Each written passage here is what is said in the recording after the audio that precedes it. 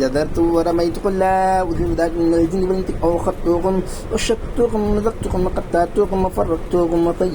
وطيرتوكم وطردتوكم وعبغضتوكم وعبعدتكم كنتم الشتى تجمعكم بألف مرة بحق كاف عين صاد وحامي ميت قاف لحق طاغ وياسين ونون والكلام ما يسطرون وبمواقع النجوم والطور وكتاب مسطور في وقت منشور والبيت المعمور الشق المرفوع المسجور فولوا مدبرين ولا أدبار خاشعين فغلبوا هنالك مقصوات وقدمنا إلى ما عملوا من عمل مقمطورا